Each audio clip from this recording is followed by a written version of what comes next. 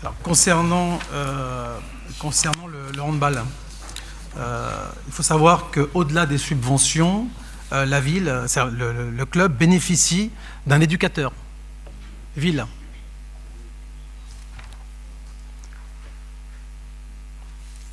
Concernant les amis Gymnase d'Aulnay, quand on regarde les disponibilités, report à nouveau, c'est ce que l'association possède. Donc quand vous dites on est à moins 3 514 €, ça veut dire que la subvention qui a été attribuée en 2014 aux amis gymnastes d'Aulnay, on a une trésorerie assez confortable de 33 381 €. Merci, monsieur Ayadi. Oui, c'est un sujet qui me dérange, parce qu'on a besoin de nos associations sportives. Vous avez salué monsieur Galouzi, j'en profite pour le saluer aussi. Il a survécu à monsieur Gaudron, qui apparemment a lâché le siège qui était devant lui. Il y a une chose qui m'ennuie, c'est que bien évidemment, il y a les subventions de la ville. Mais c'est que l'hypocrisie dans ce dossier, c'est que bien souvent, il y a plein de partenariats. Partenariat avec le copain du copain, l'entreprise de la copine, le ci, le ça. Et pas faute aux associations, pas faute aux clubs sportifs, c'est qu'effectivement on est dans un système aujourd'hui où certains clubs de sport ne peuvent pas s'en sortir. Alors ça va peut-être vous étonner, monsieur Hernandez, mais je travaille avec une personne là-dessus.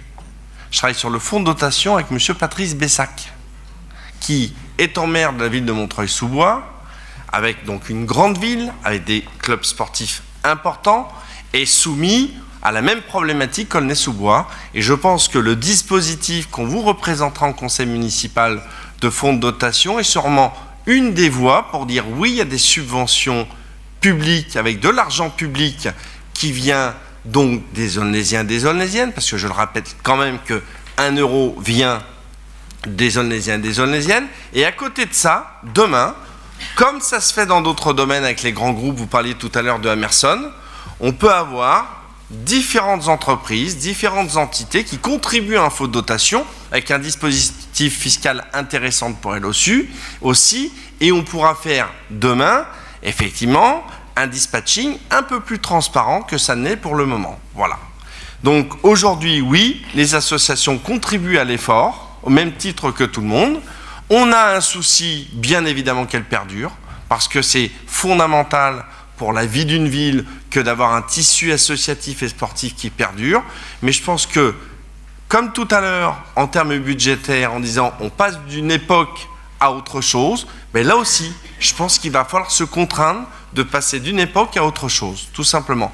Et je pense que ce sera mieux, et pour les clubs sportifs, qui seront moins dépendants d'un tel ou d'un tel et d'un tel, et pour effectivement la structure municipalité, parce que ce fonds de dotation tel qu'on l'étudie avec la mairie de Montreuil est beaucoup plus transparent. Monsieur Hernandez ? Oui. C'est le conseiller départemental. Deux remarques. La première, sur l'éducateur. L'éducateur était là depuis très longtemps dans cette structure, donc c'est pas une nouveauté. Hein, donc l'argument est un peu pas forcément très recevable.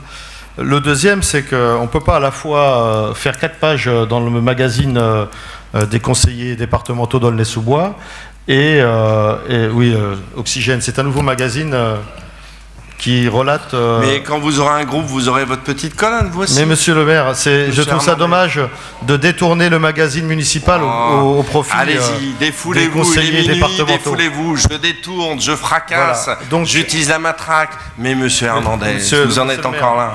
Je ne perds pas mon calme. Vous en êtes encore là. Non, je ne perds pas mon calme. Donc je disais donc 15 000 licenciés. 15 000 licenciés, de nombreux articles sur le sport et à contrario une baisse de subventions, ce sont les clubs et les licenciés qui jugeront. Voilà. Vous n'avez pas voulu entendre ce que j'ai dit. Sortez nos clubs sportifs d'un système complètement opaque. Ça oui, vous devriez être avec moi sur ce sujet-là. C'est pas pour rien si je vous cite monsieur Patrice Bessac, le maire de Montreuil-sous-Bois, qui travaille comme moi sur ce sujet. Merci monsieur Hernandez. Alors, Que fait-on sur la méthode? Est-ce qu'on fait un vote global en disant tel ou tel élu se retire de telle ou telle association?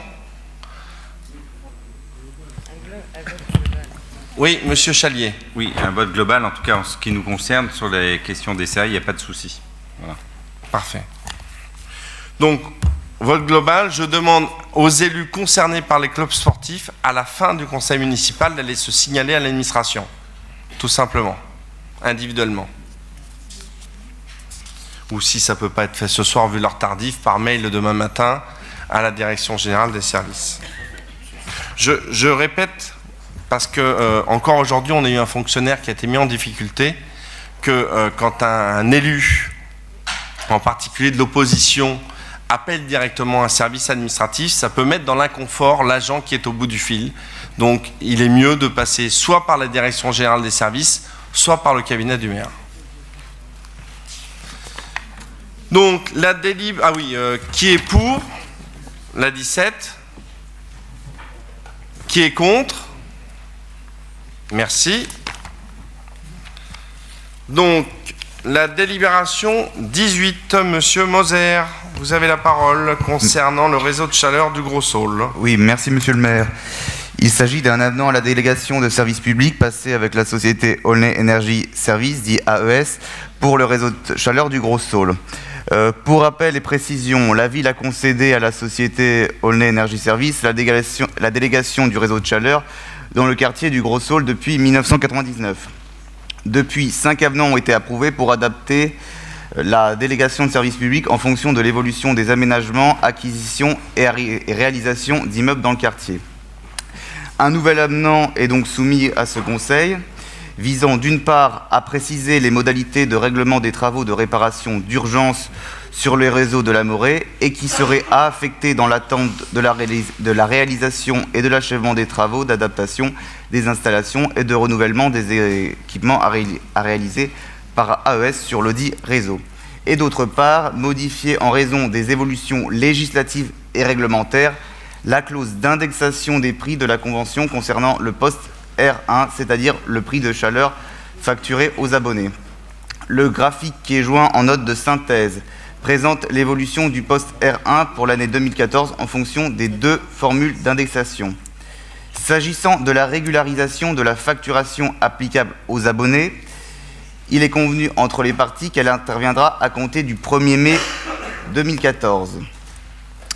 Donc, il s'agit d'adopter l'avenant numéro 6 qui est relatif à la modification des formules d'indexation des prix prévues à l'article 34 de la Convention, mais également à la mise en place d'un bordereau pour la prise en charge des travaux de réparation en urgence par le réseau de la copropriété de la Morée. Je vous remercie.